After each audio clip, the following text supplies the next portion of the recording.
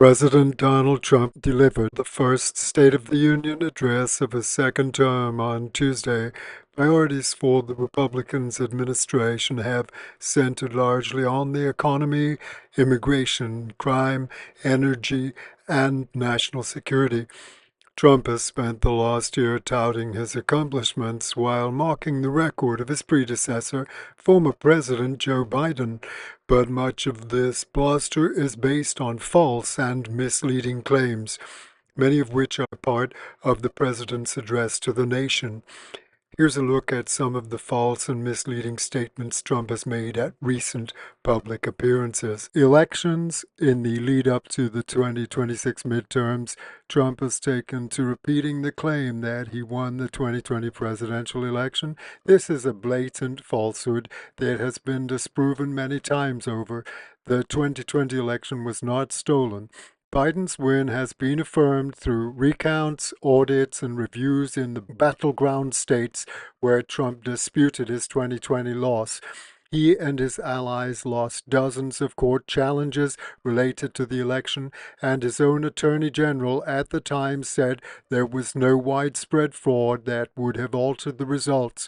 Biden earned 306 electoral votes to Trump's 232. He also won over 7 million more popular votes than Trump. Additionally, the president brags that his 2024 win was a landslide. But Trump's margin of victory was not as large as he makes it seem.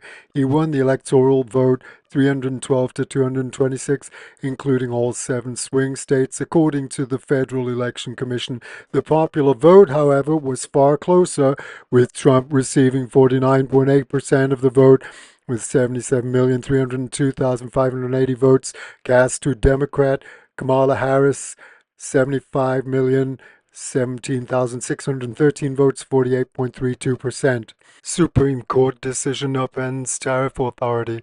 Grassley says consumers should benefit. Politics is no less phony under Trump. It is actually even much more so. American voters are anxious about the cost of living. Prices are rising. Trump denies the truth like a senile old fool, but surely he cannot deceive anyone anymore. Gas prices have not gone down due to Trump. They are about the same. The 34-count convicted felon-in-chief claims affordability crisis is a Democratic con job, but shoppers think $10 for a box of ordinary cereal is insane. Cardi B expresses sympathy due to expensive high rent prices. University of Michigan finds consumer sentiment down 30% from January, worst since 1951. There are 2,000 lawsuits seeking tariff refunds. 300,000 importers paid tariffs. So what will that do for Trump's new crime empire when he has to pay back this unlawful snatch? Supreme Court ruling relieves your average American household an extra return of $900 on the year. Trump still insisting on imposing 10% tariffs globally to most U.S. imports for 150 days. Actually, Trump has financially distressed his MAGA followers, the most of all by geographical state area location. Jobs and inflation data are now on hold. GDP shrank for the first time in 3 years during the first quarter of 2025, and after a brief rebound, slowed again in the fourth quarter. Annual GDP growth in 2025 was only 2.2%. People already with current debts are nonetheless apparently desperate to borrow. There's a nasty racial element to Trump's economic assault. 53% of voters believe the economy is worse today than it was under Biden. 63% surveyed said the current state of the economy was due to Trump admin policies. Comparing how Biden left the economy with where Trump has taken it, there's a definite decline under Trump. More than half of U.S. householders are somewhat worried or very worried about costs of health care, food and groceries, rent or mortgage, monthly utilities, and gasoline or transportation. Many citizens doubt his skills, mental and physical fitness, choice of advisors, respect of democratic values, and unethical behavior in office. U.S. companies announced most job cuts for any January since 2009. 4 in 10 Republicans agree with Democrats that Trump says things are better than they are. U.S. manufacturing employment is plummeting. It has fallen in 25 of the last 35 months. The sector needs help. 1.2 million jobs were cut in 2025. 60% of Americans say we are in a recession. 100% increase on coffee prices. Ground beef, bananas, and lettuce to $1 billion upgrade for a private jet bribe.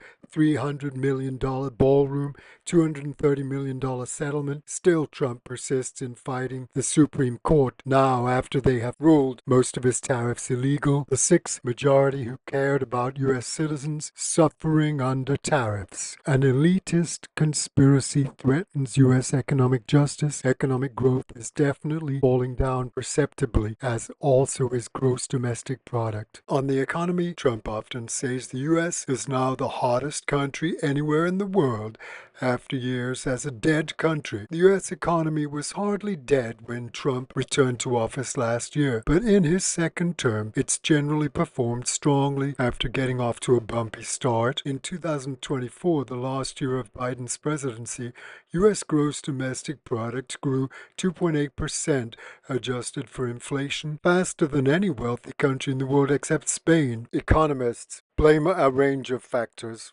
Uncertainty created by tariffs and artificial intelligence likely caused many firms to hold back on adding workers, and many companies hired like gangbusters in the aftermath of the pandemic and have since decided to forego creating any new positions. The U.S. stock market did well last year, and yet it underperformed many foreign stock markets.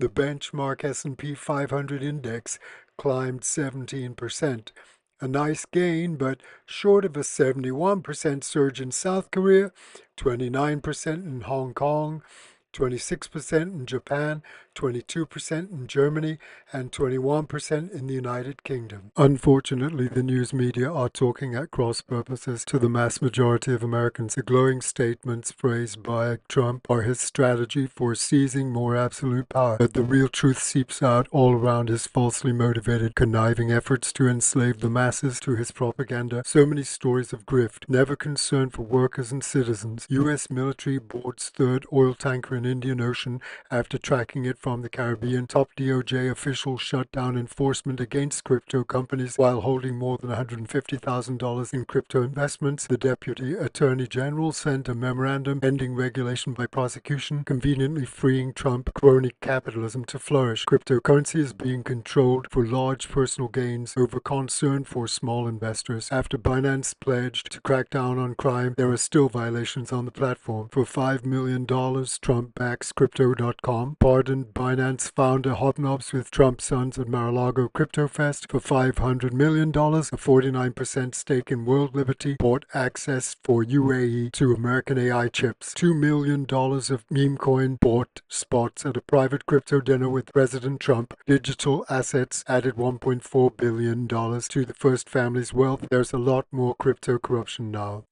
Perspectives on the presidential crime problem are highly polarized, with views on national crime severity and solutions split sharply along party lines. Republicans generally view national crime as highly severe and prioritize strict law enforcement, while Democrats focus more on social reforms, though both sides often use crime as a political issue based on which party holds the White House. Let us not ignore the Epstein files. If the crimes are perpetrated by their badass selves, then they do not want any instant investigation and prosecution, of course. There is grand hypocrisy from Trump, who switched allegiances from Democrat to Republican, as did J.D. Vance. He wants all the vindictive prosecution power to go against his political opponents. His style of politics is like a crime wave in its own right. He admires all the communist dictators, but those who believe in aggressive action over and above sensitive, careful, meditative discussions over correct protocols according to laws by the book to date, there must inevitably be strong, serious accusations of their foul indifference to their own criminal actions. There are immigrants who have done no violent crimes in this country, and the double tap killing of survivors off the coast of Venezuela was classified as a war crime. Trump doesn't let the democratically elected opposition leader Machado take the reins in Venezuela. He is such a misogynist that he belittles her achievements in winning the Nobel Peace Prize and a majority of votes after working for a just and peaceful transition from dictatorship to democracy. He's a bully who has pulled her prize away from her, and all she got was the removal of Maduro. Laws are not made to be broken, but some are broken the way they can cause violent injustice against people who are not doing violence. There should be more commensurate levels of approach to problems and treatment of foreign people situations, because there can be exasperation when foreign languages are involved. This brings up the immigration debate around presidential politics. Trump administration's agenda has curbing illegal immigration as a key aspect, but the president often uses falsehoods to support his arguments. For example, Trump has repeatedly claimed that an influx of immigrants has led to a massive increase in crime, while FBI statistics do not separate out crimes by the immigration status of the assailant. There is no evidence of a spike in crime perpetrated by migrants, either along the US Mexico border or in cities seeing the greatest influx of migrants, like New York. Studies have found that people living in the US illegally are less likely than native born Americans to have been arrested for violent drug and property crimes. Of course, everything these days has to be considered in terms of general conjecture and statistics. How accurate is the information on which we base enforcement against crime? There are so many videos created by AI, some of which seem to be giving credible information, but are hard or maybe even impossible to verify. Clearly, there are strongly partisan voices that merely want to steamroller over everything with a relentlessly implacable assertion that is more based on the insistence upon wielding the power and having authority. Jurisprudence and court cases, however, are definitely subject to requirements of providing credible evidence. When we have a president who has 34 felony convictions, we can only wonder why there has not been a swifter action resulting from the release of the Epstein files, revealing witnesses to distasteful Trump crimes in younger years that by many voters would be considered an absolute deal breaker in any bid to hold presidential authority and would be considered unforgivable, especially after so many other policy actions have rubbed friends and allies up the wrong way unnecessarily and illogically. So next I'll read from a couple of emails from Alexandria Ocasio-Cortez. Last week, on a panel at the Munich Security Conference, Alexandria was asked, "Has your party betrayed its base?" Here was her answer. "I was first elected in 2018 and was a waitress in New York City, had no health insurance, could not pay the rent, and consistently saw a party that championed special interests. The elite, a Democratic Party that was very much telling working people that everything was fine, when it in fact wasn't. After being elected, she remembers there was a closed-door meeting of many high-ranking Democratic Party officials. At that time, a long time ago, they derided many of the populist demands that she had run her campaign on. She had defeated a 20-year Democratic incumbent that was part of Democratic Party leadership, and they said $15 minimum wage, way too high, too severe. The idea of tuition-free public colleges and universities, too far. Expanding healthcare and Medicare, too extreme. These were all things that, as a waitress, she had campaigned on and had been major pain points in her life. And then they said, we have to listen to working class people more. I think that encapsulates much of the betrayal that the working class in the United States have felt. We've come a long way since then, and we have a long way to go. The United States right now is experiencing a political pendulum.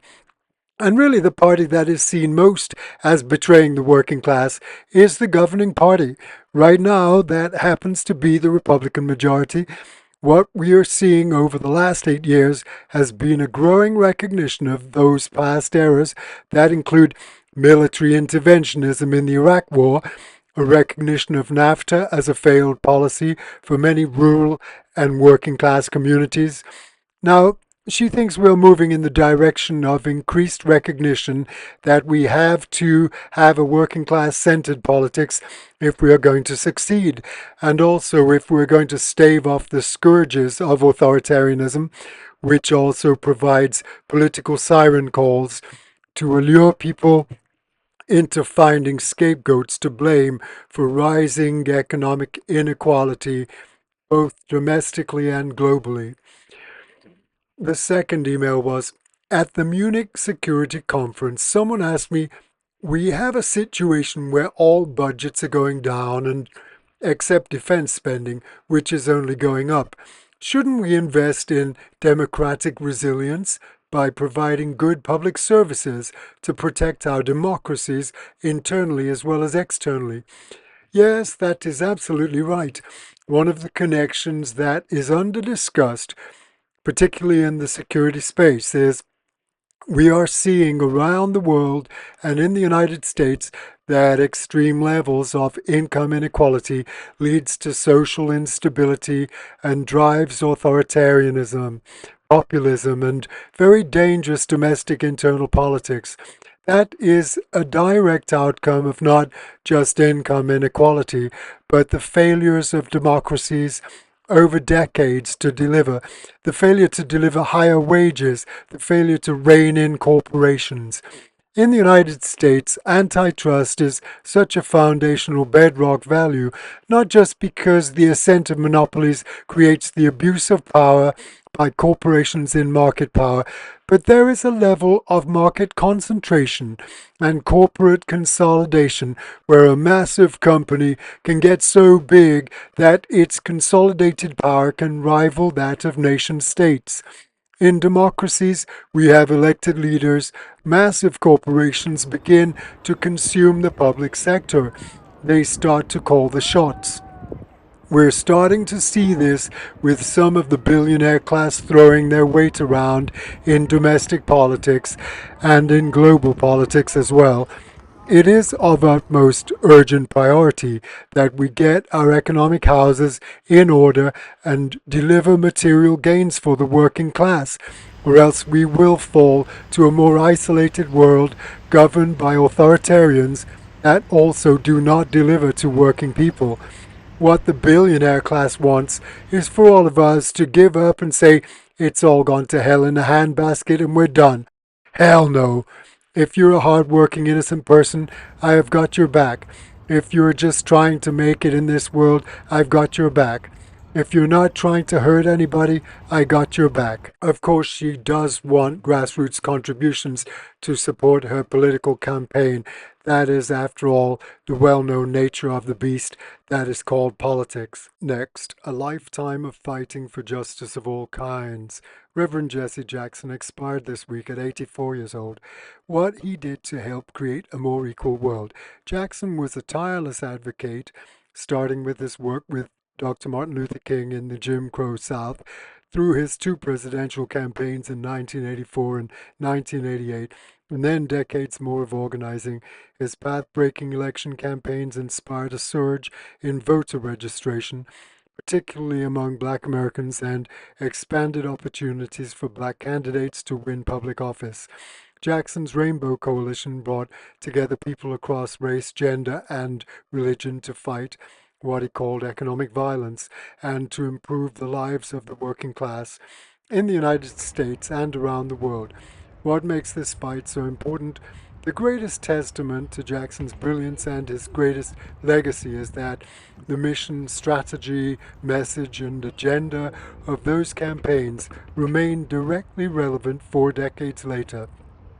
Former IPS director and close Jackson advisor Robert Borisage wrote in an obituary for the nation. One of Trump's most frequent foreign policy talking points is he has solved 8 wars, a statistic that is highly exaggerated. Although he has helped mediate relations among many nations, his impact isn't as clear-cut as he makes it seem. The conflicts Trump counts among those that he has solved include Israel-Hamas and Israel-Iran, but we have seen how he is in the Epstein files as someone who was very prominently compromised by Israel, certainly much more than Hillary Clinton, who wasn't even in the Epstein files at all. Clearly, Trump is biased in his attacks on Iran, and he has done nothing to help poor starving victims in Palestine. Not a deserving recipient of the Nobel Peace Prize. I've just been binge watching the Expendables series, and it sort of looks like a forerunner influence for these recent Trump presidential command operations in Venezuela and Iran. The casting of Mel Gibson as a rogue bad guy in Part 3 seemed unusual and added a new perspective to his character persona. The Expendables series projects confidence in taking on extremely challenging conflict situations and coming out on top with a winning score. I referenced the series in an earlier video, but it takes a deal of study to become fully familiar with the pictures. Do like, comment, and subscribe to help my channel. I hope you appreciated this week's episode. Thanks kindly.